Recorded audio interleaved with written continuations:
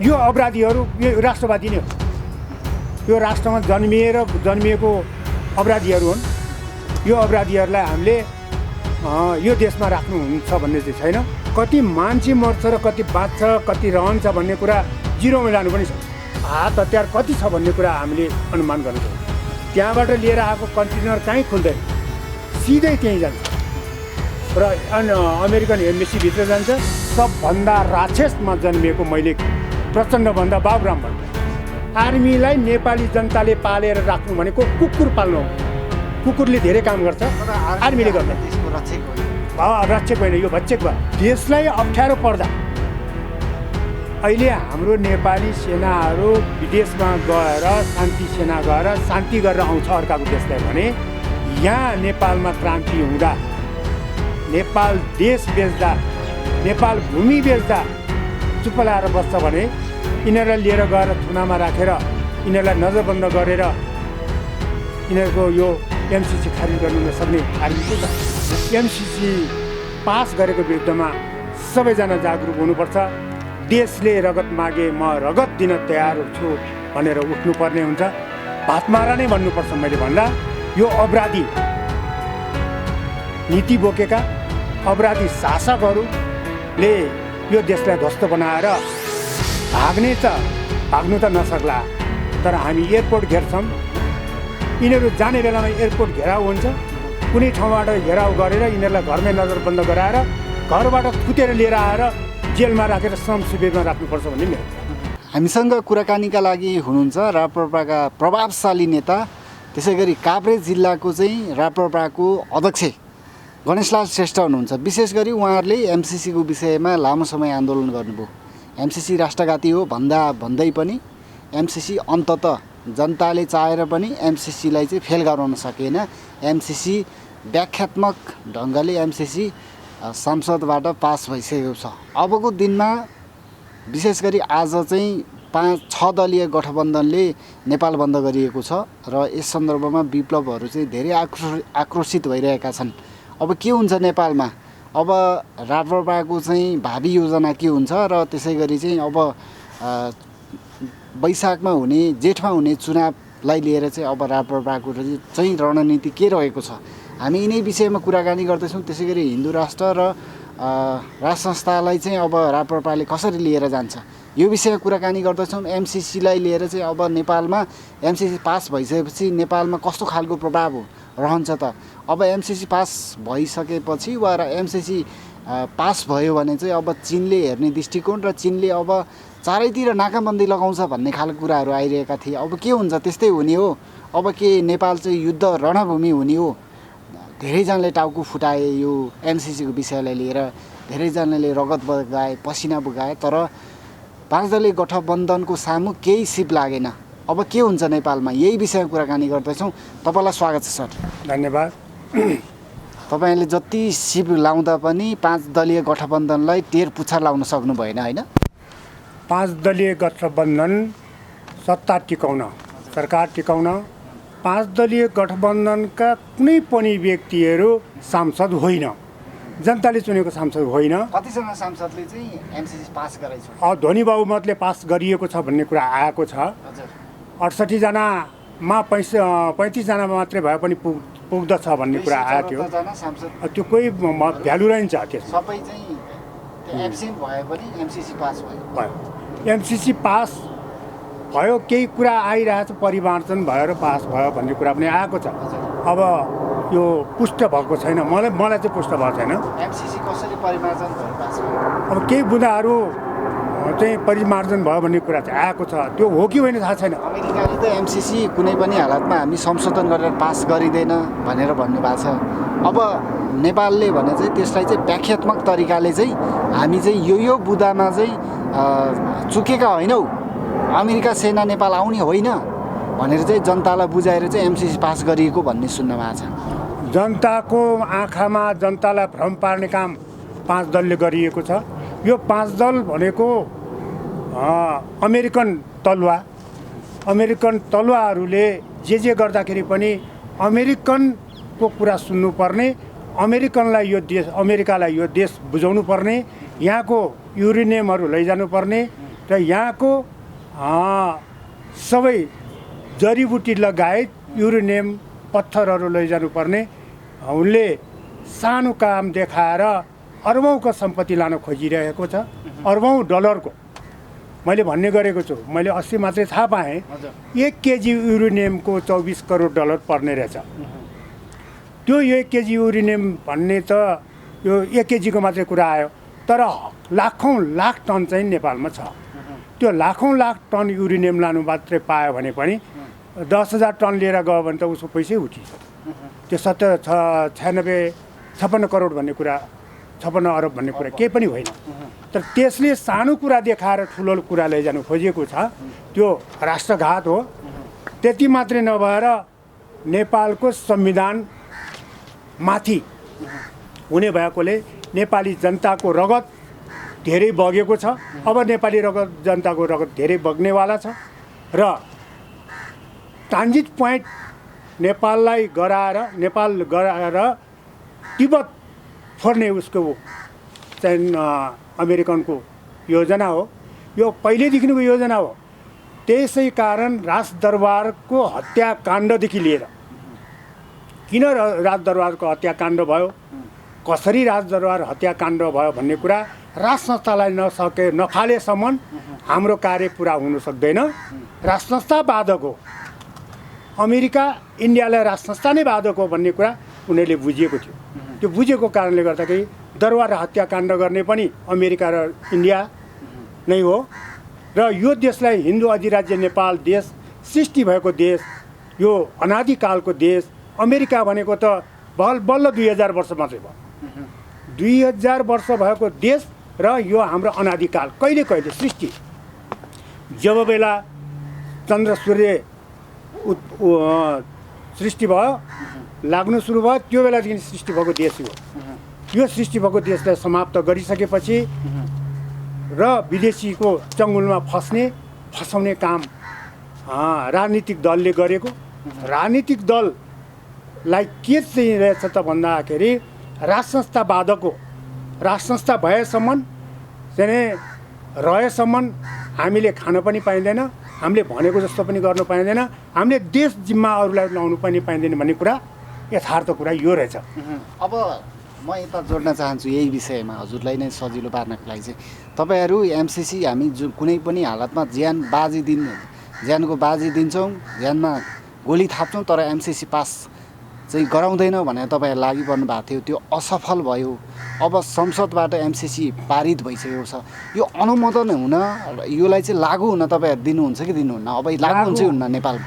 अब लागू हुन हामी सकेसम्म दिँदैनौँ। छेकबार हुन्छ। अब धेरैको घरको रेकी गरिन्छ, नेताहरूको पछाडि मान्छे धेरै लाग्छ, धेरै लागिसकेको छ। हिजो अस्तिबाट नै सुरु गरिरहेछ। आजै विप्लव चन्दको भन्ने कुरा आइरहेछ। ककर्सले राख्यो संसद भवन अगाडि नै बमहरू फिट गरिरहेछ, बमहरू राखिरहेछ। अब धेरै नेताहरूको घरमा पनि जाला, नजाने कुरा छैन। आफू मर्नुपर्छ भने हामी अर्काको बुट खानेर मर्नु छ भनेदेखि हामी अरूलाई पनि मारेर यो अपराधी राष्ट्रघाती एमसिसीको दलाल र देशबेचुवाहरूलाई बाँकी चाहिँ केटाहरूले, युवाहरूले र राष्ट्रवादी शक्तिले राख्ने छैन भन्ने कुरा चाहिँ मलाई विश्वास लाग्छ। राप्रपाले चाहिँ अब एमसिसी अनुमोदन गराउनुमा वा यो लागू गराउनुमा वा लागू नगराउनुमा कस्तो खालको भूमिका खेल्दैछ तपाईँहरू? राप्रपाको त लागू नै गर्ने कुरा त हुँदैन। राप्रपाको राजेन्द्र लिङ्गदेल एक्लैले पनि सदनमा बहस गरिरहेछ। सडकमा जनता छ, हाम्रो एक्लो मात्रै सांसद छ। एक्लो मात्रै भए पनि एउटा तारा छुट्टा हुन्छ भन्ने चाहिँ गर्छ। तर भगवान् सूर्यनारायण त एउटै छ नि, यो संसारलाई पुगेको छ भने एक्लो पनि सत्यता बलि राखेको पछि त्यो एक दिन आउँछ। त्यो दिन चाहिँ कुर्नुपर्छ, समय आउँछ। त्यो समयलाई हामीले हेरिरहेको छ। राजेन्द्र लिङ्गदेनले अब जितेर मन्त्री बन्नुहुन्छ अबको दिनमा यो चुनावबाट, र ज्ञानेन्द्र साईले पनि। राजेन्द्र लिङ्गदेन लगायत हाम्रो ज्ञानेन्द्र साईजी लगायत हाम्रा साथीहरूले लगभग हामी पहिलो हुनेमा जान्छौँ। संसदमा कतिवटा सिट हुन्छ अबको दिनमा? हामी अब कम्तीमा पनि 50वटा सिट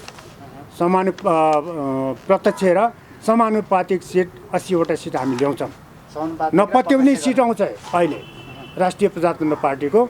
अब यो देश बेचुवाहरूलाई चाहिँ गाउँमा जान दिँदैन, भोट हाल्न जान दिँदैन। के भनेर जाने? हामीले देश बेच्यौँ। अब देश बेचिसकेपछि तपाईँको अगाडि आएको छौँ, जनताको अगाडि हामी आएका छौँ र भोट चाहिँ हामीलाई दिनुपर्छ। हामीले देश बेच्यौँ भनेर जानुपर्ने हुन्छ। यिनीहरू देश बेचुवालाई त भोट दिँदैन, यिनीहरूलाई भोट दिने त मान्छे नै हुँदैन, अर्थै हुँदैन। अब लागू हुन्छ नेपालमा? लागू अब संविधान परिमार्जन गर्नको लागि पनि हामी लाग्नुपर्छ। संविधानलाई संशोधन गर्न पनि लाग्नुपर्ने हुन्छ। परिहाल्यो भने अन्तिममा यो देशले जनमत सङ्ग्रह माग्छ। जनमत सङ्ग्रह मागिसकेपछि जनमत सङ्ग्रह गराएर भए पनि हामीले यो संविधानै खारिज गरेर अर्को संविधान निर्माण गर्ने पनि जानुपर्ने हुन्छ। जनमत सङ्ग्रह चुनावै भएको छैन, चुनाव अगाडि हुन्छ कि चुनाव पछि हुनसक्छ? जनमत सङ्ग्रह हुनसक्छ, जनमत सङ्ग्रहको माग हुन्छ। खास विषय के हुन्छ जनमत सङ्ग्रहमा? जनताको माग हुन्छ। जनताले बहुमतले जनमत सङ्ग्रह राजतन्त्र र हो कि के हो भन्ने विषय हो। संवैधानिक राजतन्त्र, बहुदलीय प्रजातन्त्र, हिन्दू अधिराज्य नेपाल हुनुपर्छ। हाम्रो माग त यो त आफ्नो माग त फालेर जाने भएन। यो त निर्वाचन आयोगले तपाईँहरूलाई सच्याउनु भनिसकेको अवस्था छ। निर्वाचन आयोग भनेको त्यो गोटी हो। आयोगसँग तपाईँहरू च्यालेन्ज गर्न सक्नुहुन्छ? च्यालेन्ज हुन्छ, मुद्दा गइरहेछ। निर्वाचन आयोगले त अब हाम्रो हलो चिन्ह नै रहेकै छ होइन।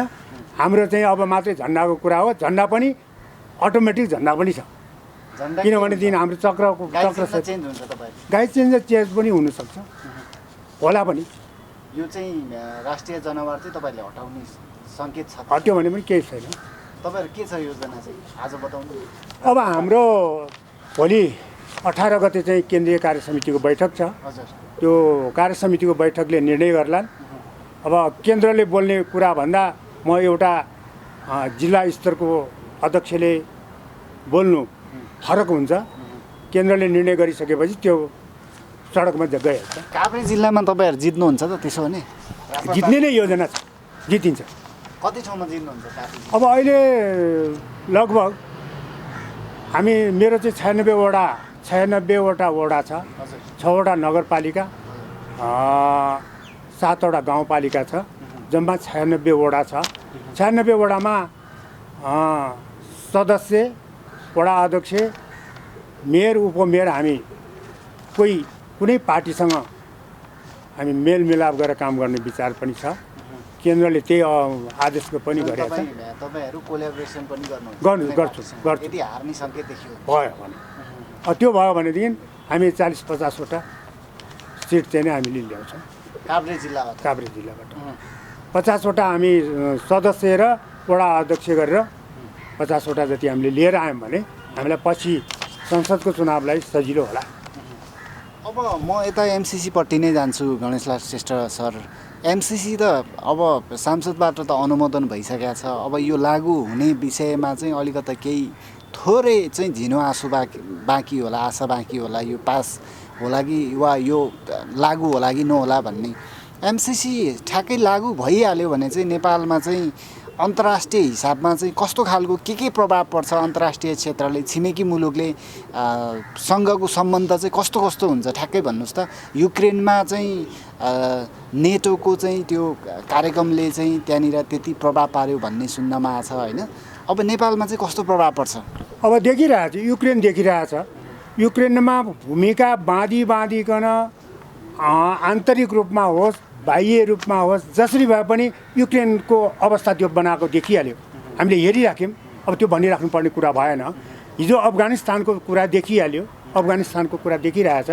अफगानिस्तानमा त्यहाँका शासकहरूले हेलिकप्टरमा पैसा लिएर जाँदाखेरि 9 करोड रुपियाँ, 10 करोड रुपियाँ खसीको पैसासम्म फेला पार्यो भने अब अमेरिकामा त भागेर जानै पर्यो। आखिरी भाइ फुट्यो, गँवार लुट्यो। भाइ फुट्दाखेरि यो दुःख हुन्छ भन्ने कुरा छिमेकी राष्ट्रबाट देखाएको छ, देखिएकै हो। अब हाम्रो त्यो नहोला भन्नु छैन। र काठमाडौँलाई पोइन्ट बनाएर ट्रान्जिट पोइन्ट बनाएर चाइना र अमेरिका लड्ने यो निश्चित देखिन्छ। उसको उद्देश्य नै अमेरिकाको उद्देश्य नै चाइनासँग भिड्ने, चाइनासँग नै लड्ने र तिब्बत छुट्याउने। तिब्बत छुट्याइदिइसकेपछि कमजोर बनाउने अनि चाइनासँग लड्नलाई सजिलो होला भन्ने उसको उद्देश्य नै हो। त्यो उद्देश्य पुरा गर्नको लागि नेपालका भातमारा नै भन्नुपर्छ मैले भन्दा यो अपराधी नीति बोकेका अपराधी शासकहरूले यो देशलाई ध्वस्त बनाएर भाग्नु त नसक्ला, तर हामी एयरपोर्ट घेर्छौँ। नेताहरूको भागाभाग हुन्छ त्यसो भने अब रहनै सक्दैन। यो 5 दलको नेता बस्नु सक्दैन। त्यसो भने चीनले हामीलाई नाकाबन्दी लगाउँला। अब चीनले नाकाबन्दी लाउनु भन्दा पनि गोला बारुदको सुरुवात हुन्छ चीनबाट। पहिला सुरुवात चाहिँ हुन्छ। केन्द्रबिन्दु चाहिँ कुन हुन्छ? केन्द्रबिन्दु काठमाडौँ नेतृत्व नै हुन्छ। केन्द्रबिन्दु काठमाडौँ पक्का गोला बारुदको। किन भन्दा यहाँ 60 लाख जनसङ्ख्या बस्छ। 60 लाख जनसङ्ख्यालाई हात गराउन सक्यो भने अनि त एकलौटी चलाउनु पायो भन्ने हुन्छ नि यिनीहरूलाई। यता अमेरिकाले ठोक्ने, यता चाइनाले ठोक्ने। अनि रणनीति होइन यो भनेर व्याख्यात्मक त्यो त भन्नु मात्रै हो नि। पहिले नै सबै कुरा देखाउँदैन नि त सबैले। मैले के खानु इच्छा छ भनेदेखि म यो होटलमा भए पो यो खान्छु भन्ने हुन्छ होइन। यो त पहिला औँला दिँदाखेरि ढुँडो निल्ने मान्छेको चलन छ नि होइन। ढुँडो ननिल्ने मानिसको यो प्रविधि छ। कसैले पनि झुक्क्याएर काम गर्ने मात्रै काम हो। अहिले सधैँ मान्छे छैन, सत्यता छैन। अर्काले खाएको, अर्काले लाएको, मोज मस्ती गरेको र मेरो यो चिज भएन, ऊ चिज भएन भन्ने कुरा पनि बढी आएको छ नि। सबैलाई पैसा चाहिएको छ, तर पैसा कुन अवस्थामा चाहिन्छ भन्ने कुरा बुझिएन। यो देशै बन्धक राखेर, राष्ट्र नै बन्धक राखेर मेरो नेपालको मेरो आमा बेचेर बिक्री गर्नेहरूलाई, यो शासकहरूलाई हामीले जिउँदो राख्नै हुँदैन।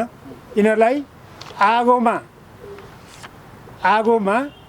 झुन्ड्याएर उल्टो बुल्टो पारेर झुन्ड्याएर तलबाट तेलमा डुबाउनुपर्छ भन्ने मेरो कुरा। तेलमा डुबाउनै पर्छ यिनीहरूलाई। यिनीहरू बाँच्न चाहिँ दिनु हुँदैन। यो धरती माताले यिनीहरूलाई सरापिसकेका छ। पशुपतिनाथको देश हो, विश्वको एकमात्र हिन्दू अधिराज्य नेपाल हो। यो नेपाललाई जसले गिद्धे नजर लगायो भोलि अमेरिका पनि समाप्त हुन्छ। सतीले सरापेको देश नेपाल हो भन्छ, यस्तो हो? यो देशलाई सतीले सरापेकै हो। हजुर। किनभने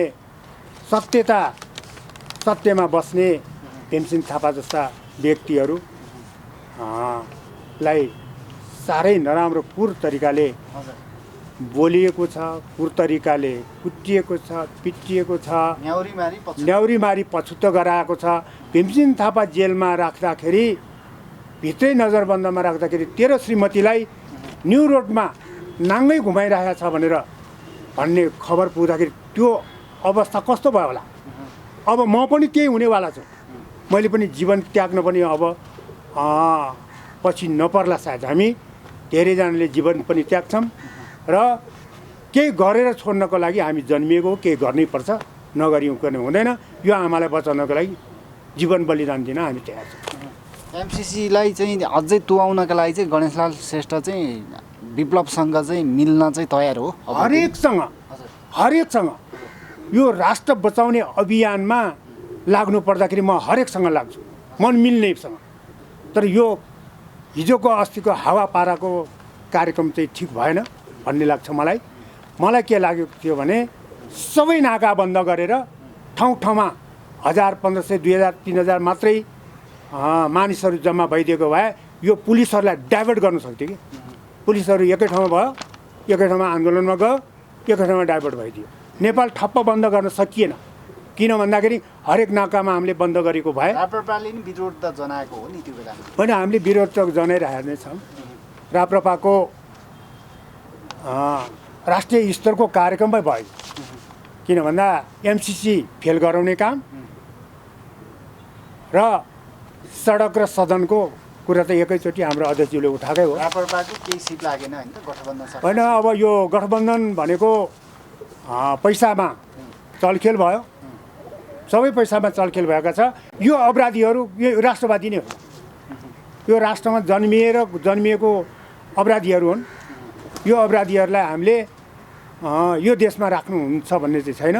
तर यिनीहरूलाई बाहिर पठाउँदाखेरि पनि सुख किन दिने? यिनीहरू जाने बेलामा एयरपोर्ट घेराउ हुन्छ, कुनै ठाउँबाट घेराउ गरेर यिनीहरूलाई घरमै नजरबन्द गराएर घरबाट थुतेर लिएर आएर जेलमा राखेर श्रम शिविरमा राख्नुपर्छ भन्ने मेरो कुरा। अब प्रमुख प्रतिपक्ष दल एमालेको भूमिका चाहिँ अबको दिनमा कस्तो रहला? अहिलेसम्म तटस्थ देखिएको छ, अब कस्तो होला एमालेहरूको भूमिका? प्रमुख प्रतिपक्षको पनि यो केपी ओलीले संसदमा लान खोजेकै हो। यो आफूले गर्नु नपाएपछि, आफू फेल खाइसकेपछि सेरेको टाउकोमा हालेको हो। यो लिएर आउने त बाबुराम भट्टराई हो। यो देशमा सबभन्दा राक्षसमा जन्मिएको मैले प्रचण्डभन्दा बाबुराम भट्टराई क्रिस्चियन, पादरीको तलुवा चाट्ने र इन्डियाको चाहिँ रको एजेन्ट, महिनामा गएर एम्बेसीमा, इन्डियन एम्बेसीमा गएर भत्ता बुझ्ने, यो अपराधीलाई जहाँ भेट्छ उहीँ ठोक्छु मैले चाहिँ। म त्यो कुरामा लागिरहेको छु। मेरो टार्गेट चाहिँ यता छ। म अरूलाई गर्ला, तर मेरो टार्गेट बाबुराम भट्टराईलाई। अब लगभग अन्तिमतिर अलिक छोटो मिठो कुराकानी गर्दैछौँ। जनआन्दोलन चाहिँ तपाईँले जनआन्दोलनप्रति अलिकति कुरा ढल्काउनु भयो। जनआन्दोलनको सुरुवात कसरी भयो र राष्ट्र संस्थाको अन्त्य कसरी भयो, ठ्याक्कै भन्नुहोस्। जनआन्दोलन 2052 सालमा माओवादीले थोरै सङ्ख्या लिएर गएर आन्दोलन सुरु गर्यो। यो 10 वर्षीय जनआन्दोलन चाहिँ के थियो भन्दा माओवादीको नाम राखेर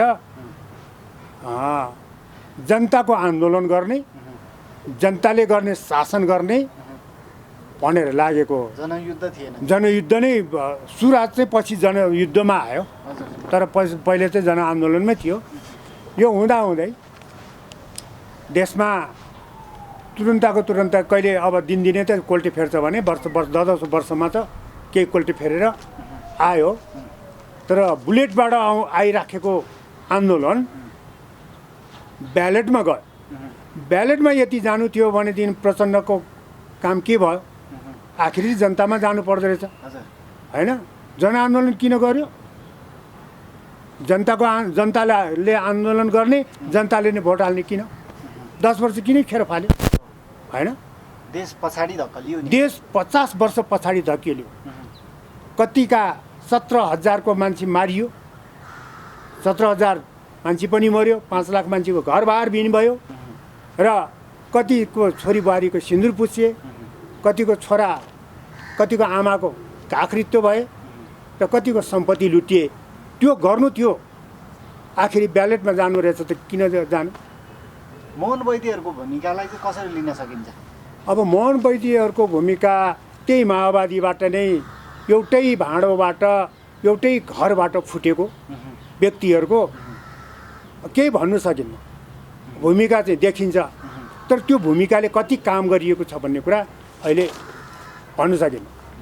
अब केही कुराहरू त अहिले सडकमा त देखियो, सडकमा एमसिसी विरुद्धमा त देखियो। राष्ट्रियताको सवालमा मोहन वैद्य भए, किरण जीवको कुराहरू भयो, जस्तो विप्लव चन्दको कुरा आयो। अस्ति एउटा कुरा त्यो 4 गते विप्लव चन्दजीले बन्द गरेको चाहिँ मलाई चाहिँ मन परेको छैन। कारण किन भन्दा त्यो दिन जति मान्छे लिएर आउनु थियो त झन् मानिसहरू लिएर आउनु थियो। मैले धुलिखेलबाट बनेपाबाट 2 बस मान्छे मगाएको थिएँ होइन? त्यो मगाएको मान्छे आउनु पाएन, धेरै ठाउँबाट मान्छे आउनु पाएन। ती कीर्तिपुरबाट मान्छे आएर आजको बन्दलाई चाहिँ ठिक छ विप्लवजी? अब आजको बन्द पनि यो के हो? अब त्यो चाहिँ प्रश्न मैले भन्नु सकिनँ। 6 दलले बन्द गरेको छ। यिनीहरू केही कम्युनिस्ट सहमत छ यो आजको बन्दमा? बन्दमा सहमत छ, बन्दमा सहमत छ। एनसीसी पास गरे, आज बन्दमा चाहिँ राप्रपाको पनि एकै बन्द छ।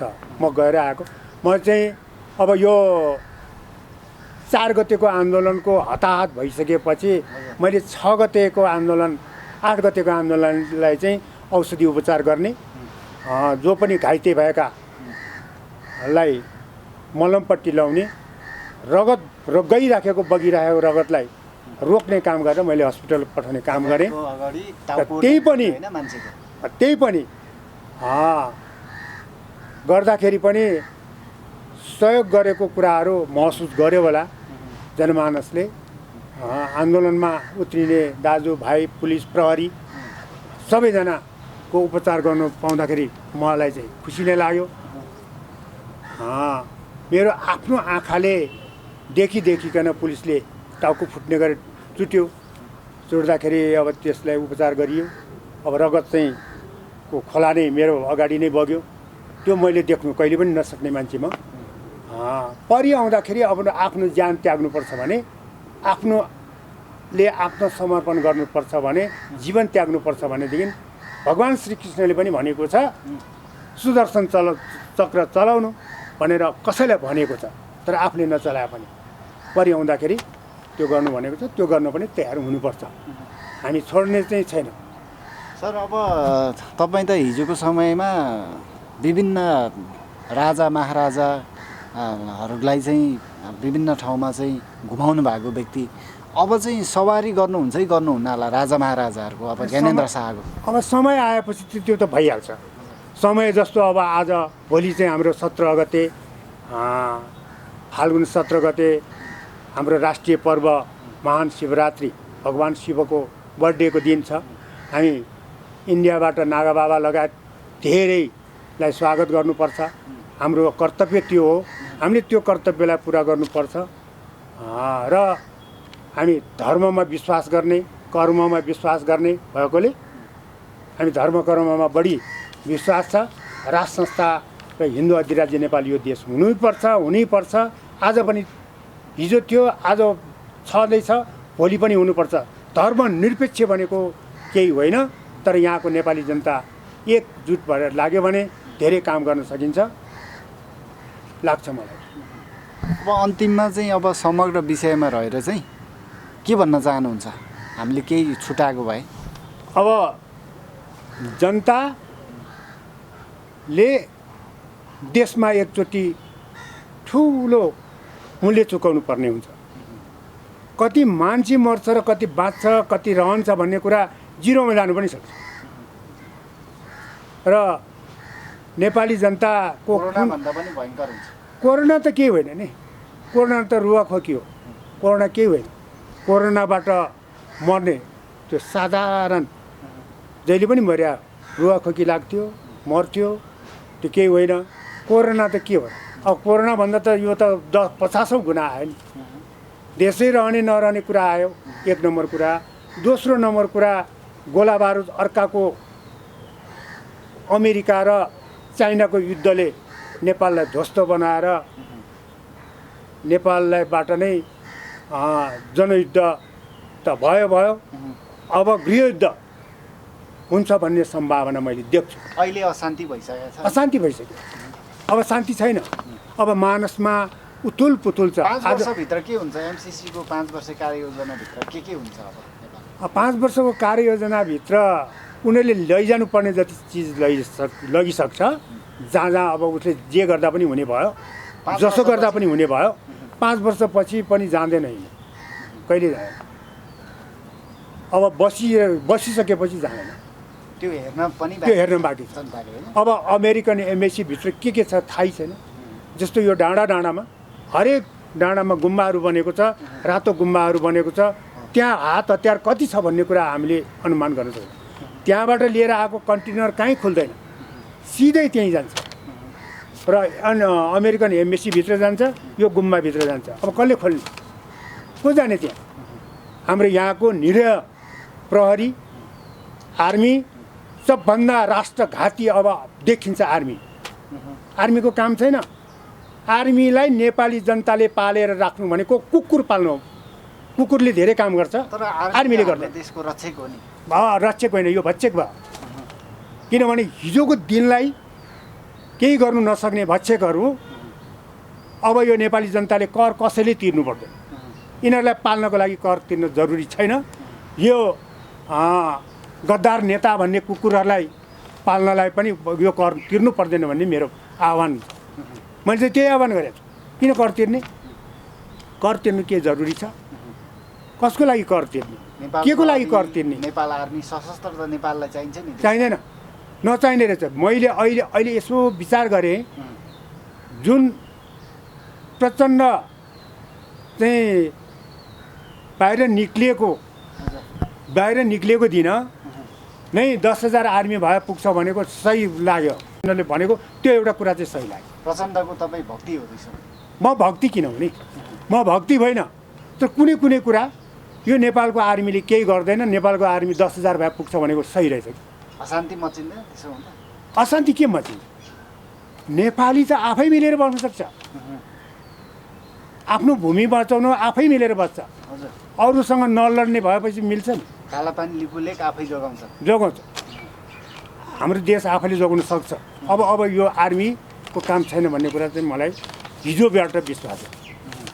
कसरी भन्नुहोस् त, अलिकति प्रस्ताउनु पर्यो। अनि यिनीहरू यो देशलाई अप्ठ्यारो पर्दा अहिले हाम्रो नेपाली सेनाहरू विदेशमा गएर शान्ति गरेर आउँछ अर्काको देशलाई भने, यहाँ नेपालमा क्रान्ति हुँदा, नेपाल देश बेच्दा, नेपाल भूमि बेच्दा चुप लाएर बस्छ भने यिनीहरूलाई लिएर गएर थुनामा राखेर यिनीहरूलाई नजरबन्द गरेर यिनीहरूको यो एमसिसी खारिज गर्नु नसक्ने आर्मी के काम?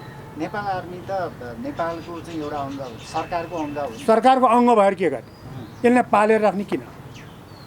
मैले त पाल्नुपर्छ भन्ने लाग्दैन। अब कालापानी नेपाललाई पर्दाखेरि कहाँ लडेको छ? अहिलेसम्म नेपाली कहीँ लडेको छ? गृहयुद्धमा लडेको छ।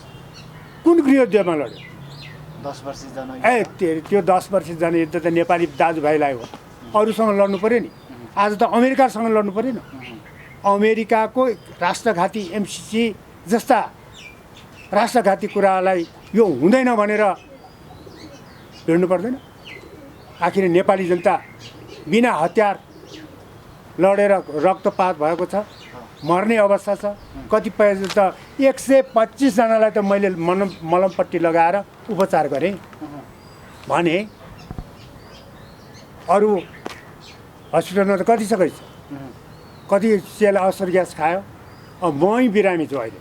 एमसिसीले धेरैजना घाइते, अपाङ्ग, बिरामी धेरै भयो होइन? त्यो त भयो, त्यो भयो। अब यो चाहिँ बानेश्वर चाहिँ त्यो युद्धभूमि बन्यो।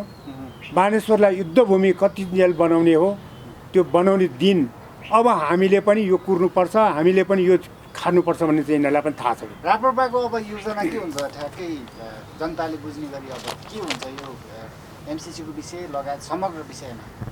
एमसिसीको विषय र समग्र विषयमा अब चुनावमा जाने कुराहरू अब हामी धमाधम मिटिङहरू बस्दैछौँ। देशभरि हामीले उम्मेदवार उठाउनुपर्छ र हामी सडक र सदन भनिहालेँ मैले। र अब भोलि 18 गते राष्ट्रिय प्रजातन्त्र पार्टीको केन्द्रीय समितिको बैठक बस्दैछ। त्यो बैठकले सबै कुरा निर्णय गर्ला। अब नयाँ कुरा के आउँछ केन्द्रबाट भन्ने लाग्छ। यो समय र जानकारीको लागि तपाईँलाई धेरै धेरै धन्यवाद सर। धन्यवाद। अब सम्पर्क यो देशवासी अन्तर्राष्ट्रमा बस्नुहुने, विदेशमा बस्ने र 60 डिग्रीको घाम खाएर काम गरेर बस्नुहुने नेपाली दाजुभाइ र नेपालमा रहनुहुने बुवा दाजुभाइ दिदीबहिनीलाई यो एमसिसी विरुद्धमा, एमसिसी पास गरेको विरुद्धमा सबैजना जागरुक हुनुपर्छ। देशले रगत मागे म रगत दिन तयार छु भनेर उठ्नुपर्ने हुन्छ भन्दै तपाईँको लोकप्रिय मिडिया मार्फत मेरो राष्ट्रिय स्तरको कुरा सबैले सुनोस् भन्दै म बिदा हुन्छु। धन्यवाद। हस्, धन्यवाद तपाईँलाई। धन्यवाद।